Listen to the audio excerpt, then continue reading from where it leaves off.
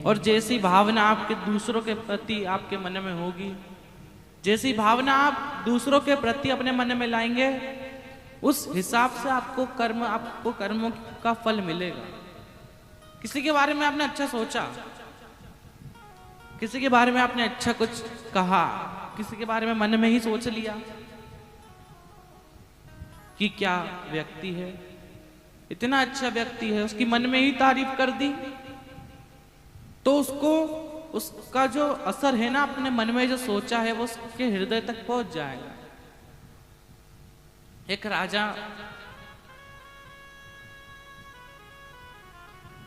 राजा के महल में एक चंदन का व्यापारी गया। चंदन का व्यापारी गया, राजा के महल में गया, और महल में जाते से ही राजा से कहा कि महाराज, ये चंदन मैं यहां पर लाया हूं, ये बिल्कुल ताजी चंदन की लकड़ियां हैं, आपको चाहिए हो तो आप बताइए। अब चंदन की लकड़ियां लेकर गया। अब राजा ने उसे कहा, अपने सैनिकों से कहा कि पहली फुर्सत में इसे ले जाकर सूली पर चढ़ा दो, पहली फुर्सत में ले जाकर सूली पर चढ़ा दो। अब मंत्री के मन में आया कि ये राजा जो कभी किसी को सजा नहीं देता, ये राजा जिसने आज तक कभी किसी को सूली पे नहीं चढ़ाया, और आज ये इस व्यापारी को चढ़ाने की बात कर रहा है, जबकि उसने कुछ किया नहीं है, लेकिन तब भी उसे चढ़ाने की बात कर रहा है राजा। मंत्री राजा के पास पहुंचा, कहा महाराज, इसने तो कुछ किया भी नहीं है, आप इसे सूली पे मत चढ़ाइए, भले इसे मैं अपने राज्य से बाहर कर दीजिए। कहा ठीक है, ले जाओ उसको राज्य से बाहर, और कह देना कि आज के बाद ये राज्य में प्रवेश ना करे। अब सैनिकों ने ले जाकर उसे राज्य से बाहर छोड़ दिया। मंत्री के मन में बात नहीं बैठी, समझ नहीं आया कि राजा ने ऐसे किया तो किया क्यों। वो जो मंत्री था, वो मंत्री वहां के राज्य के सबसे बड़े गुरुजी, सबसे बड़े संत के पास जाकर बैठा। कहा गुरुदेव, मैंने आज एक बात देखी कि राजा जो है, जिसने आज तक कभी किसी को सूली पे नहीं चढ़ाया,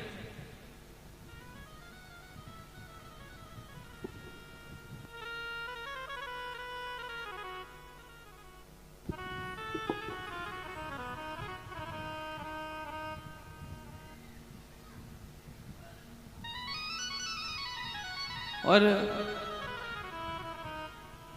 कहा कि जो राजा है वो कभी किसी को सूली पे नहीं चढ़ाता, ये जो राजा है इसने आज तक कभी किसी को सूली पे चढ़ाने की बात नहीं की, और आज ये एक व्यापारी चंदन का हमारे महल में आया और राजा ने कहा कि इसको सूली पे चढ़ा दो। तो राजा ने इसे कहा तो कहा क्यों, ऐसा किया क्यों? अब राजा का ये प्रश्न गुरुदेव से जाकर पूछा। गुरुदेव ने कहा कि एक काम करो, वो जो चंदन का व्यापारी है उससे कह दो कि अगले 1 महीने तक वो राजमहल में 2 कुंटल चंदन की लकड़ियां भिजवाए। कितनी? ओ बुआ जियों, कितनी लकड़ियां? पीछे वालों की तो आवाज ही नहीं आ रही है, सो तो नहीं गई? ओ पीछे वाली बुआ जी, थोड़ा जाग जाओ। है फिर वही बात, सोना जीवन भर है, लेकिन जागने का मौका शिव पुराण में ही मिलता है, तो जाग जाओ। कितनी कुंटल लकड़ियां? 2 कुंटल। और 2 कुंटल जो लकड़ियां थी, कहा कि उसको आप रोज महल में 1 महीने तक भेजेंगे, कहो जाकर वो चंदन के व्यापारी से। गए मंत्री खुद गया, कहा कि सुनो, कल से डेली, कल से रोज 2 क्विंटल चंदन की लकड़ियां राजा के महल में भेज देना।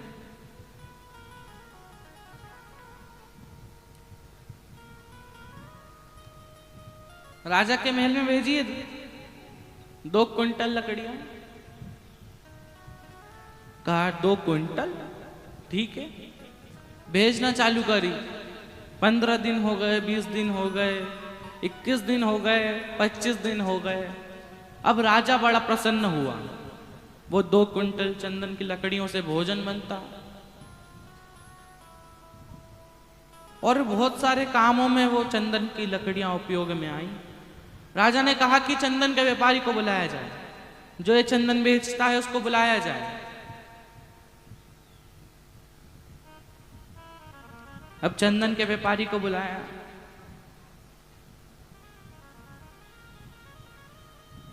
चंदन के व्यापारी को बुलाया, महल में आया, कहा जी महाराज। अब राजा ने कहा कि मैं तुम्हारे काम से, मैं तुम्हारी चंदन की लकड़ियों से बड़ा प्रसन्न हूं। मैं तुम्हें 50,000 सोने की मोहरें देना चाहता हूं। अब 50,000 सोने की मोहरें राजा ने वो चंदन के व्यापारी को दे दी। फिर मंत्री का मन में बात नहीं अटकी, मन में बात नहीं बैठी। गुरुदेव के पास फिर गया। वो जो मंत्री था वो गुरुदेव के पास फिर गया। कहा गुरुदेव, जब ये पहले दिन आया था तब राजा ने इसको सीधा सूली पे चढ़ाने की बात कर दी, और अभी आया है तो राजा इसको सोने की मोहरें दे रहा हूं। गुरुदेव ने कहा कि उससे पूछ कर आओ कि पहले दिन जब वो यहाँ पर आया था तो पहले दिन क्या सोच के आया था, और जब ये अभी आया है ये क्या सोच कर आया है। अब मंत्री उस चंदन के व्यापारी के पास गया। कहा कि भाई, तुम जब पहले दिन आए थे तो तुम क्या सोच कर आए थे?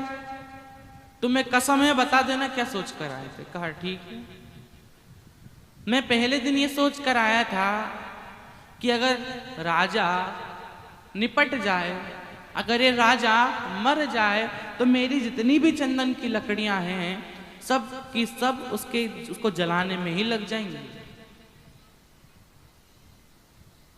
और अभी तू आया है तो अभी सोच के क्या आया है? कहा कि अभी मैं ये सोच कर आया कि कितना अच्छा राजा है, रोज 2 क्विंटल लकड़ियां ले रहा है, मेरी भी उम्र इस राजा को लग जाए। कहा गुरुदेव के पास जाके कहा।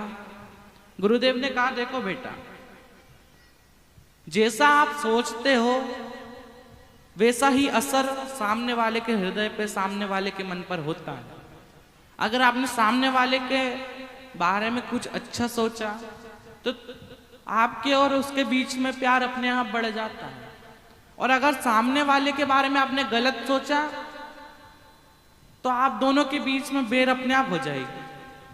कुछ कर रहे हो कि नहीं? कुछ करो मत, बस सोचो।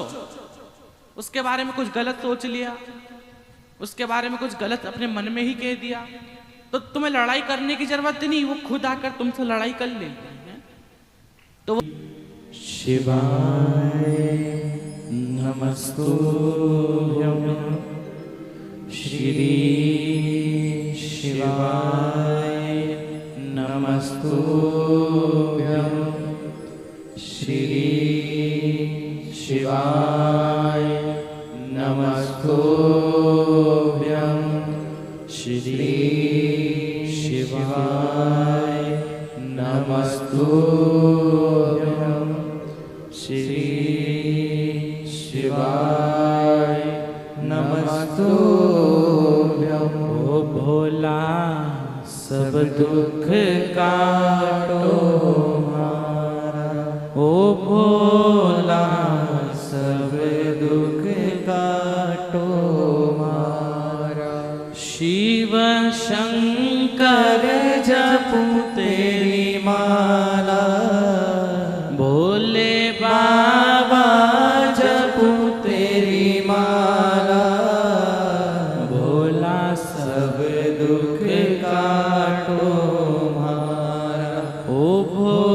भोला सब दुख काटो हमारा।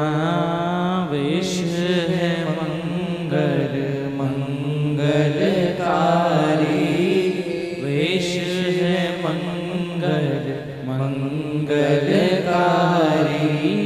शमशान वासी हमारा हो, शमशान वासी हमारा। ओ भोला सब दुख काटो हमारा। ओ भोला सब दुख काटो हमारा। शीश पे गंगा मस्तक पे चंदा, शीश पे गंगा मस्तक पे चंदा। अद्भुत रूप निराला हो, अद्भुत रूप निराला। ओ भोला सब दुख काटो हमारा। ओ भोला सब दुख काटो हमारा।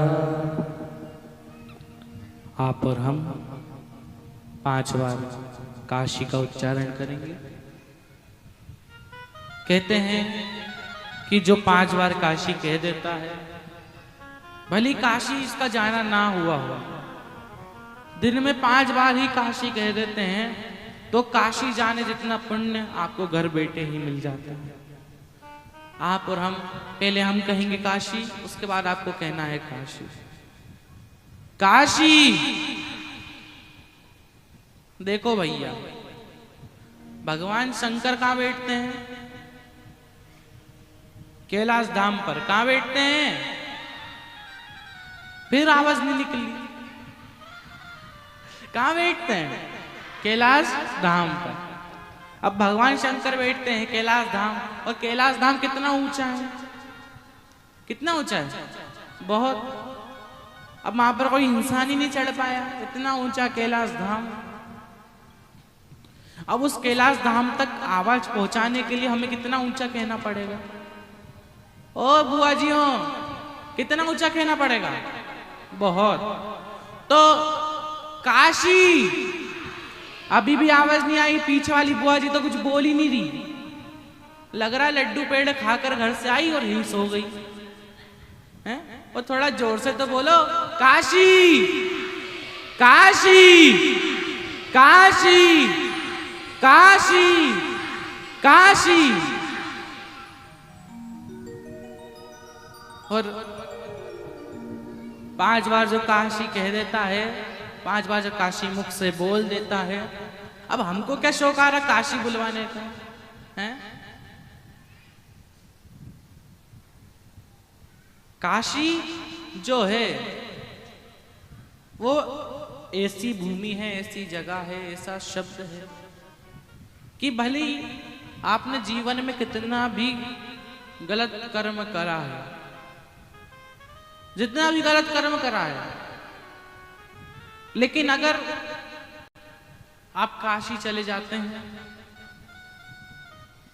अगर किसी पापी व्यक्ति के काशी में प्राण छूट जाते हैं, तो कहते हैं कि भले उसने जीवन में कितना भी गलत कर्म करा है, भगवान शंकर उसके बाद भी उसके कान में गुरु मंत्र देने आते हैं और उसका कान मोड़कर चले जाते हैं और उसको पुण्य, उसको मोक्ष प्राप्त हो जाता है।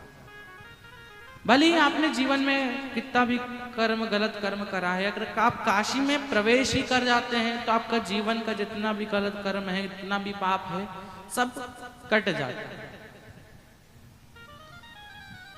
और अगर आपको कभी मौका मिले, अगर कभी मौका मिले, घर में कोई बेटी हुई हो, कोई लड़का हो, उसका वो घर का नाम नहीं होता, कोई कालू रखता है, कोई लालू रखता है, हैं?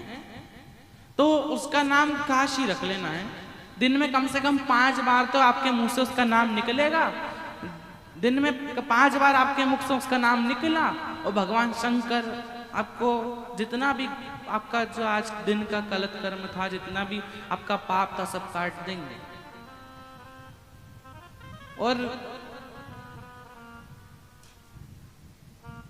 हम सुन रहे थे कि हमने कुछ सोचा और सामने वाले के मन पे इफेक्ट हो जाता है, सामने वाले के मन पर बात पहुंच जाती है अपने आप ही, कुछ बिना बोले। जैसा ब्लूटूथ होता है ना, ब्लूटूथ जैसा वाईफाई होता है, वो उसके तार नहीं दिखते हैं, लेकिन तब भी उसका कनेक्शन बिना तारों के हो जाता है। ऐसा ही होता है हमारा मन का कनेक्शन। हमने किसी के बारे में कुछ सोचा, किसी के बारे में कुछ बोला, हमने अच्छा सोचा, बुरा सोचा, उसके मन तक बात अपने आप पहुंच जाती है। और आप लोगों ने तो देखा भी होगा, किसी को आप दिल से याद करो, प्रैक्टिकल करके देखना है, बिल्कुल दिल से याद करो, बहुत याद आ रही है, और आप उसको याद कर कर बैठे ही हो कि आधे एक घंटे बाद उसका खुद का फोन आ जाता है। हेलो जी जी, क्या कर रही? अरे अभी तो देखो याद ही कर रही थी, तेरा फोन भी आ गया। और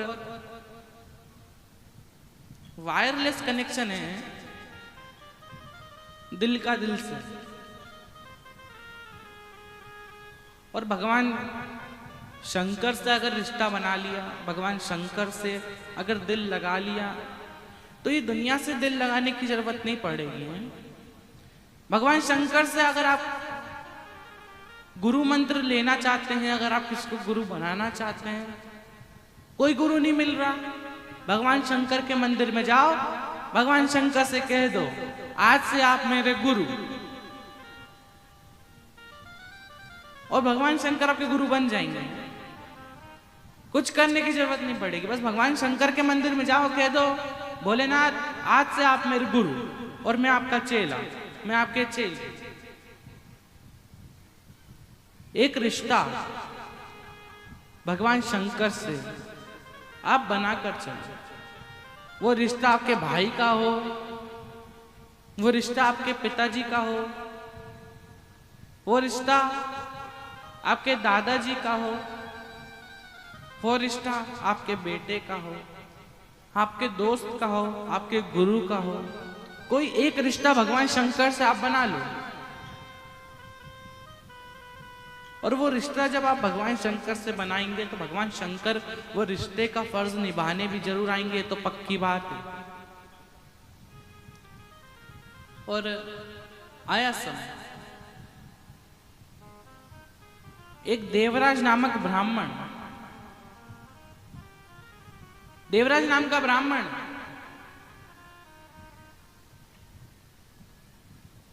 खूब गलत कर्म कर रहा है, खूब चोरी कर रहा है,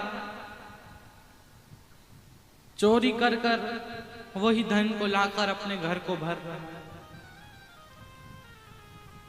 और वो चोरी के धन से ही अपने घर को चला रहा है। देवराज नाम का ब्राह्मण की माता जी, देवराज नाम के ब्राह्मण की माता जी, जो कि भगवान शंकर की भक्ति में लगी रहती, भगवान शंकर की अविरल भक्ति करती रहती थी, भगवान शंकर को एक लोटा जल चढ़ाती थी।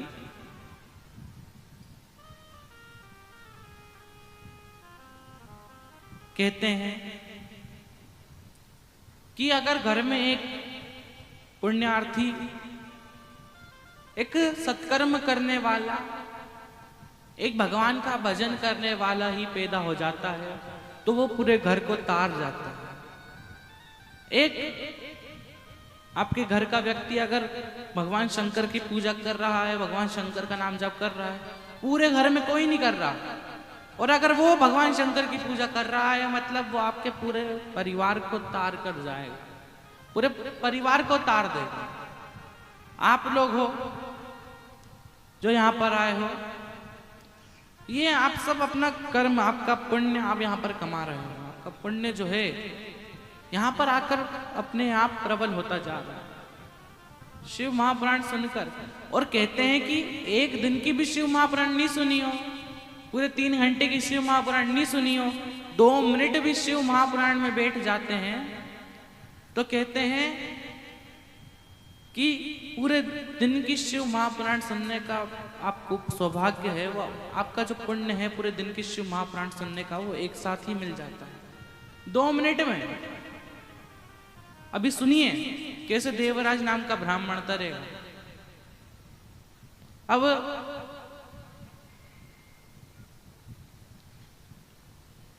देवराज नाम का ब्राह्मण जिसने खूब चोरी करी, खूब गलत कर्म करे, मदिरा पान करा, गलत कर्मों में लगा रहा, एक दिन चोरी कर कर आ रहा।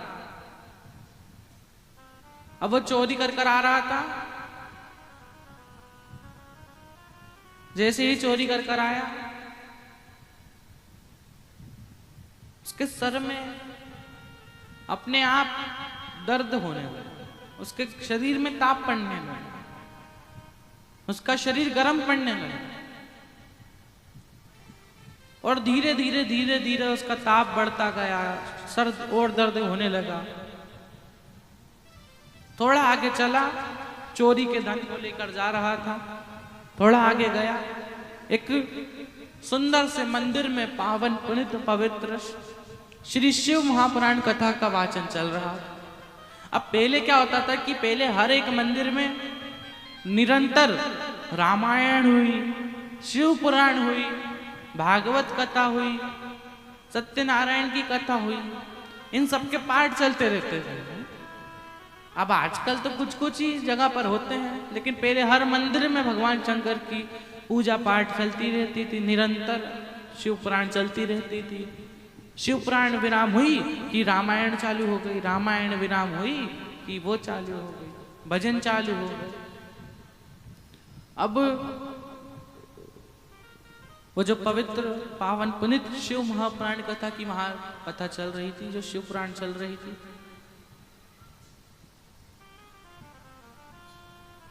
शिव पुराण में जाकर वो देवराज नाम का ब्राह्मण बैठा। जैसे ही बैठा वहां पंडित जी चिल्लाते हर हर, फिर सो गई। जोर से तो बोलो हर हर। अब ये हर हर महादेव बुलवाना भी बहुत जरूरी है। अब वो पंडित जी हर हर महादेव क्यों बुलवाते बीच बीच में? अब पहले भजन होते नहीं थे, अब भजन होते नहीं थे, और हमारी माता जी उन पहले के समय में इतना इतना घूंघट रखती, अब सो कब जाए पता ही नहीं चले हैं। तो अब हर हर महादेव बोलने की जरूरत इसलिए पड़ी कि लोग, वो जो जीजी होने ना, वो जब सो जाती थोड़ी सी झपकी लगती, पंडित जी 2 मिनट बाद फिर बोल देते हर हर। जैसे ही बोलते हर हर महादेव, जैसे अभी आप उठी वैसे वो उठ जाते। अब वो उठ दी, फिर शिव पुराण सुनने लग जाते। तो वो हर 2 मिनट में शिव पुराण में हर हर महादेव कहते, हर हर महादेव कहते। तो अब उसके जो देवराज नाम का ब्राह्मण था, उसके सर में अपने आप दर्द और बढ़ने लगा, गुस्सा आई, चिड़चिड़ा हो गया।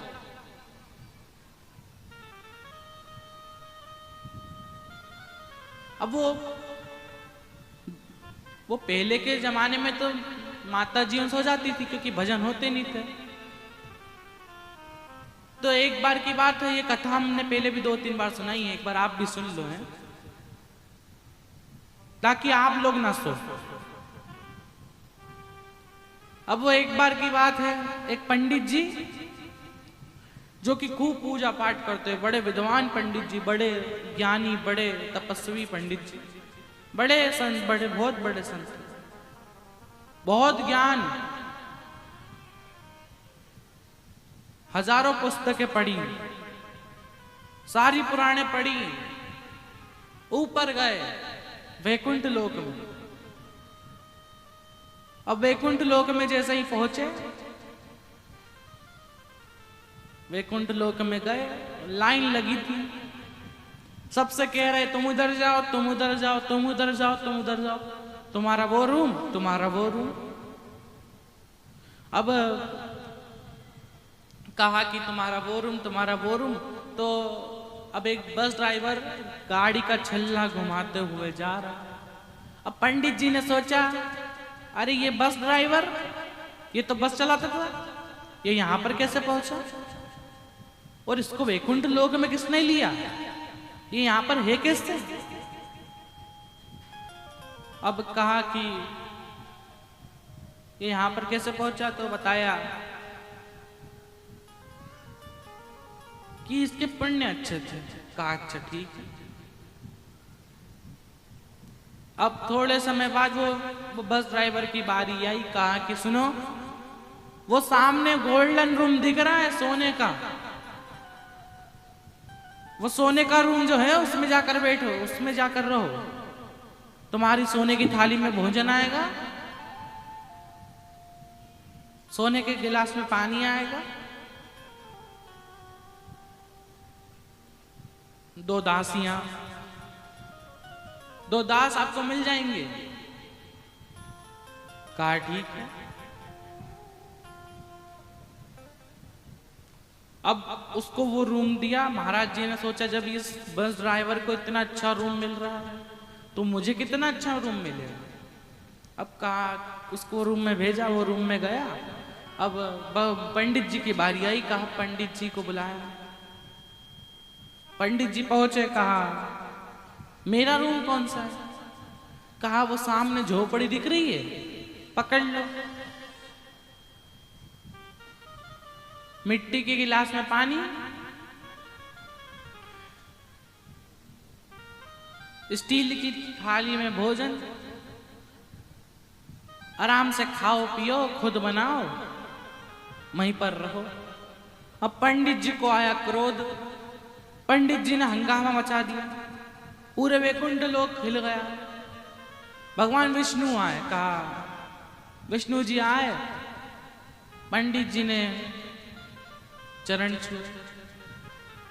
पंडित जी से पूछा विष्णु जी ने, काहे हल्ला मचा रहे हो? क्या हुआ? हल्ला क्यों मचा रहे हो?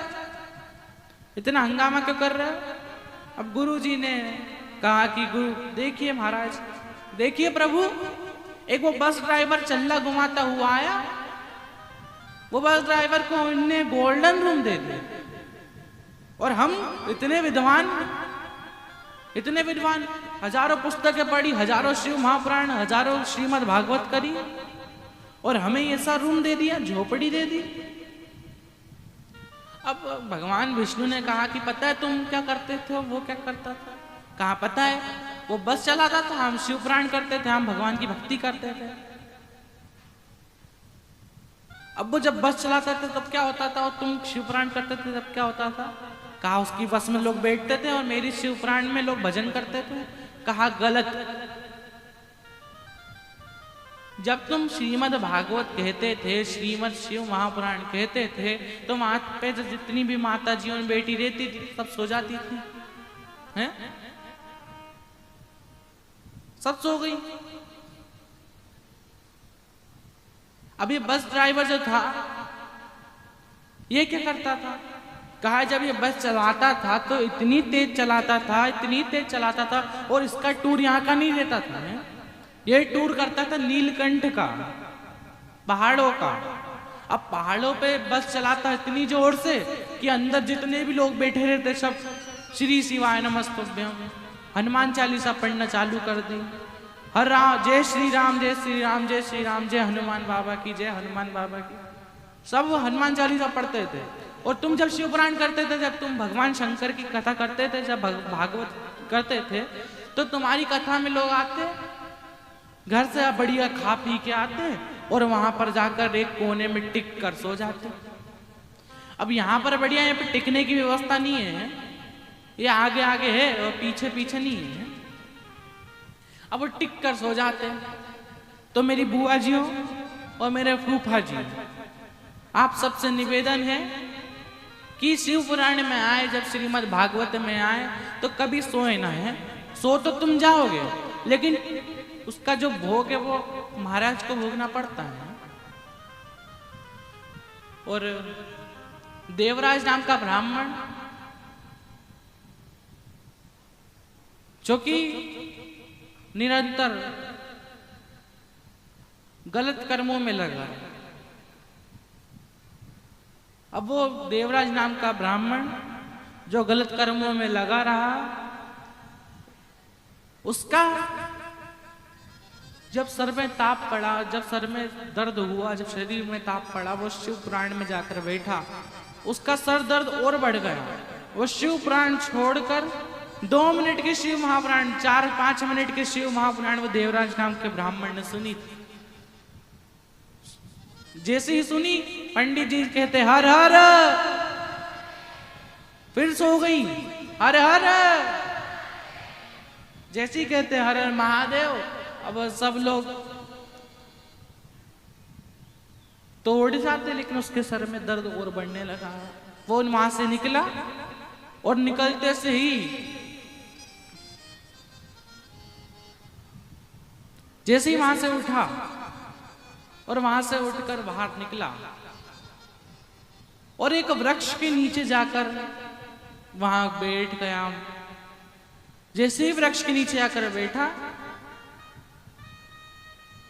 और वृक्ष के नीचे ही उसके प्राण छूट गए। जैसे ही प्राण छूटे, भगवान शंकर खुद अपने नंदी को लेकर उस देवराज नाम के ब्राह्मण को लेने आ गए। कहा कि देवराज नाम का ब्राह्मण सोचने लगा कि भगवान शंकर मेरे को लेने आए, जबकि मैंने तो अपने जीवन में कोई पुण्य नहीं करा, मैं तो हमेशा ही चोरी करता रहा। कहा भगवान शंकर से, बोले ना, तो मैंने तो अपने जीवन में कोई पुण्य ही नहीं करा, तो आप मुझे लेने कैसे आए? कहा तुम जिस वृक्ष के नीचे तुमने प्राण छोड़े हैं ना, ये कोई और साधारण वृक्ष नहीं है, ये खुद बेलपत्री का वृक्ष है। और ये बेलपत्री के वृक्ष की इतनी महत्वता है, इतना उसका पुण्य है।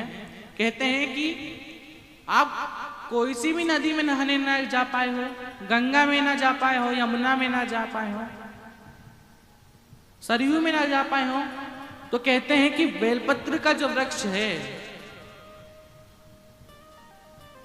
जो कंधे से ऊपर बेलपत्र का वृक्ष होता है, उसके नीचे जो जल भरा रहता है, कहते हैं उसकी जो जल उसके नीचे रहता है, उसको हमने हाथों से छुआ और अपने ऊपर छिड़क लिया, तो कहते हैं जितनी भी पृथ्वी लोक पर जितनी भी नदियां हैं, जितनी भी पावन नदियां हैं, जितनी भी जो नदी हैं, इन सब का पुण्य आपको जल छिड़कने से ही एक साथ मिल जाता है,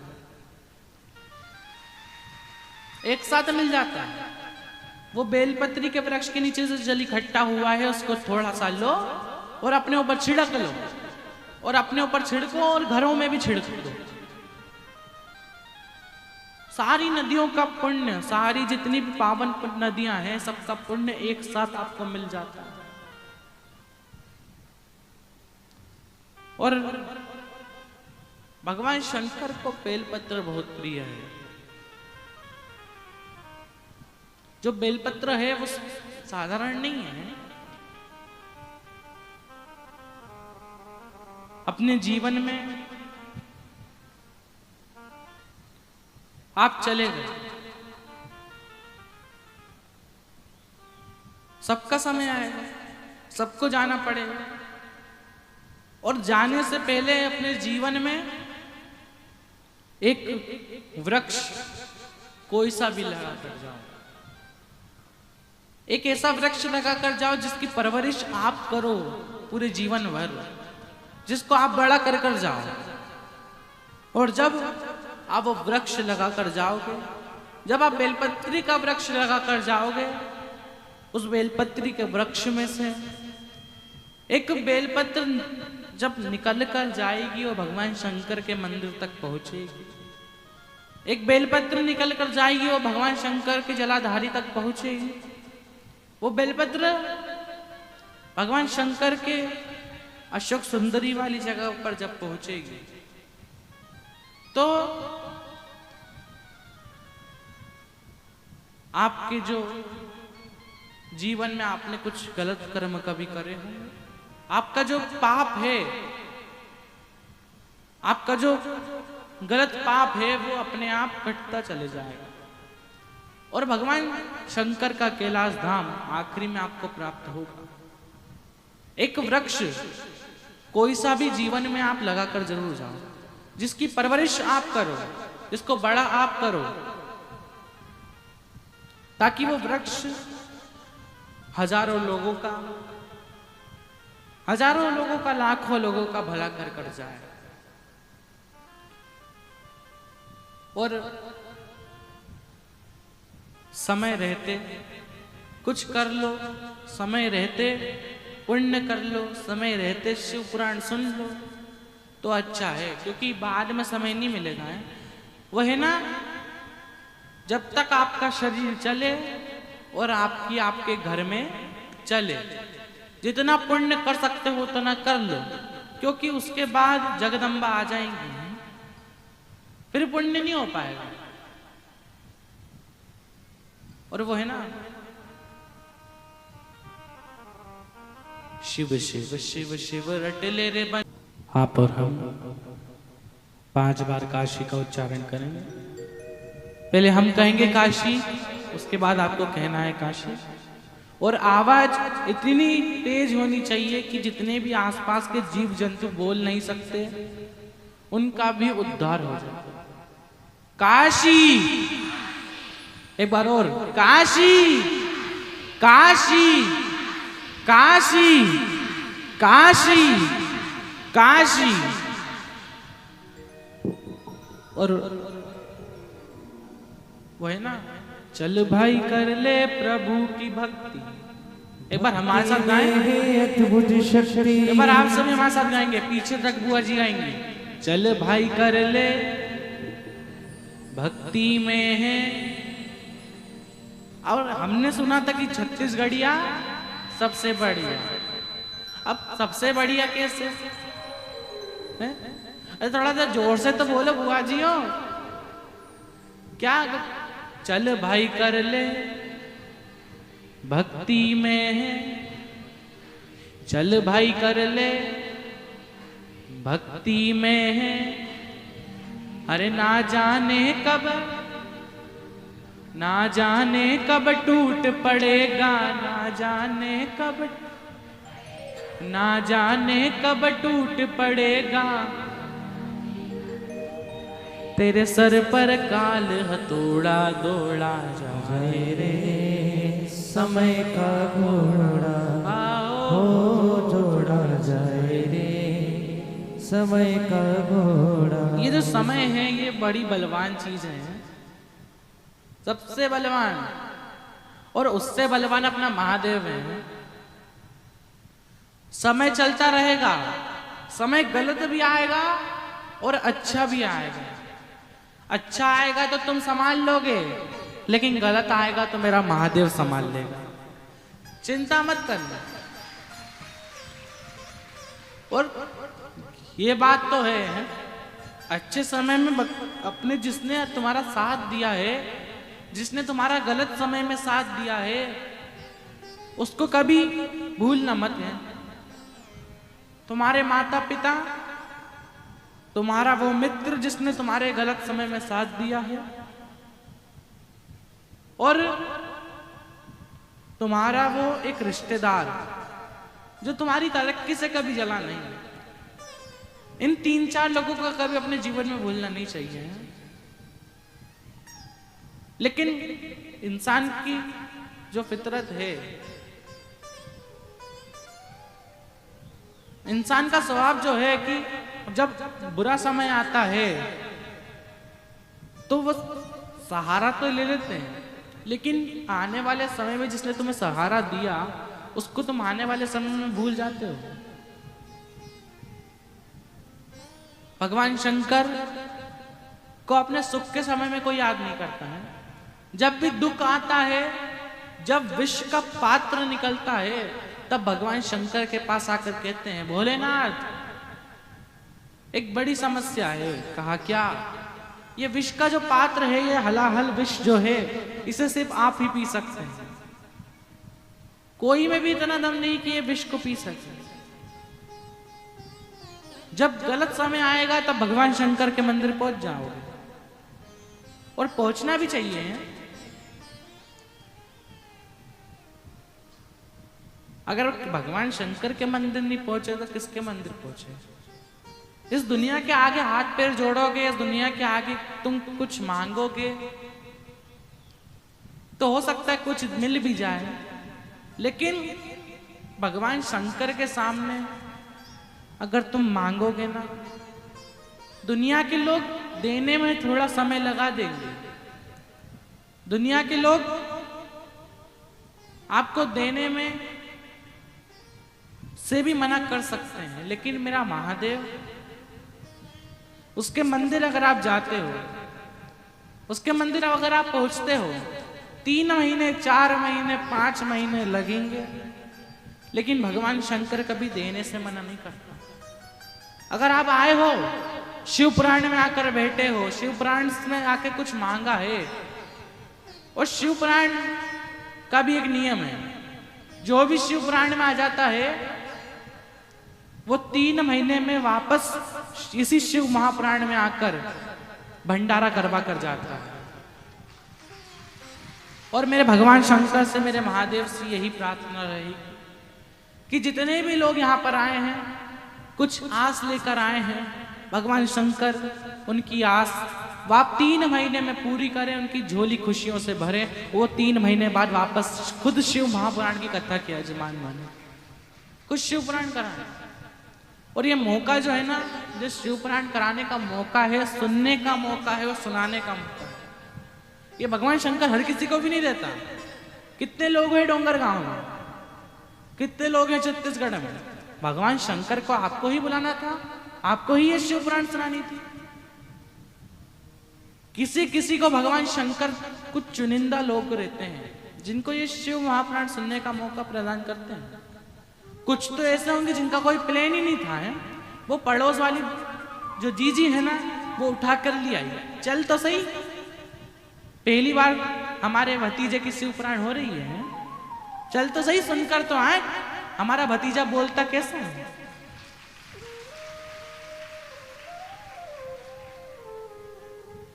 ये जो शिव पुराण है, ये बड़ी विचित्र चीज है। यहां पर आकर जो जैसा सोचता है वैसा फल उसको 3 महीने में मिल जाता है। अगर आपने सोचा कि भगवान शंकर हमारे घर में एक बेटा दे दे, अगर आपने सोचा तो भगवान शंकर वैसा फल देगा।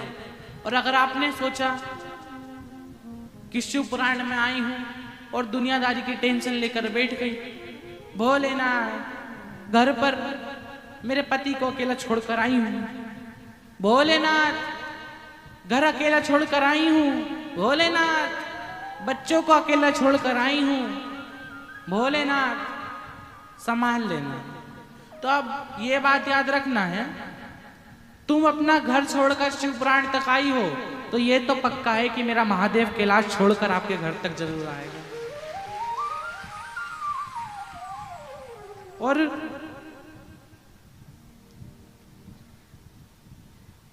मेरे भोलेनाथ के भक्त ऐसे दिलदार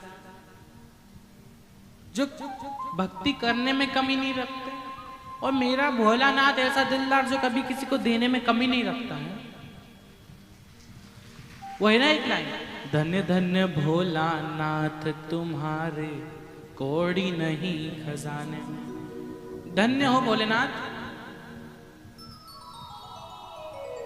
खुद के खजाने में कौड़ी भी नहीं है, और 3 लोग बस्ती में बसाए, 3 लोग बस्ती में बसाए, और आप बसे वीराने में। धन्य धन्य भोलानाथ तुम्हारे कौड़ी नहीं खजाने। धन्य हो, खुद के पास कौड़ी भी नहीं है, 3 लोगों को बस्ती में बसा कर रखा है बड़ा आनंद में, और खुद कैलाश में विराजे हो, खुद शमशान घाट में वीराने में विराजमान हो, और भक्त आए तो बिना कुछ सोचे समझे दे दे। हैं? वो आया था कौन? भस्मासुर। भस्मासुर ने कहा भोलेनाथ ऐसा वर दीजिए किसी के भी सर पर हाथ रखूं और वो जलकर भस्म। अब भस्मासुर आया, भगवान शंकर ने कहा तथास्तु। अब भोलेनाथ तो ऐसे ही है, अपने भोलेनाथ तो ऐसे ही है, जो भी आता है बिना सोचे समझे दे देते हैं। कहा तथास्तु। भगवान शंकर के पीछे पड़ गया। भगवान शंकर भागे आगे, वो भागे पीछे। अब भगवान शंकर ने तो कह दिया आंख बंद कर तथास्तु, देखा भी नहीं कौन आया है। कहा तथास्तु। अब भगवान शंकर से कहा कि प्रैक्टिकल आप पे कर लूं। अब भगवान शंकर मना कर रहे, भाग रहे। अब वो भस्मासुर पीछे पीछे। भगवान शंकर पहुंचे भगवान विष्णु के पास। कहा विष्णु, कहा प्रभु ये भगवान शंकर से पूछ लिया कि प्रभु इसको पीछे कहां से लेकर आए। कहा कि वर दिया था। क्या दिया? जिसके सर पर भी हाथ रखे वो भस्म। अब भगवान विष्णु भी भागे। भागते भागते ब्रह्मा जी के पास पहुंचे। कहा इसको क्यों लिया है, क्या हुआ? कहा वर दिया है हमारे भोलेनाथ जी, हमारे प्रभु ने, जिसके सर पर भी हाथ रखेगा भस्म। अब तीनों भागे। कहा अब किया क्या जाए? भगवान विष्णु ने सोचा, मोहिनी का रूप धारण करा, एक नर्तक का रूप धारण कर गए। अब वो भस्मासुर था ना, उसको नाचने का बड़ा शौक था। गए विष्णु भगवान रूप धारण कर बड़ा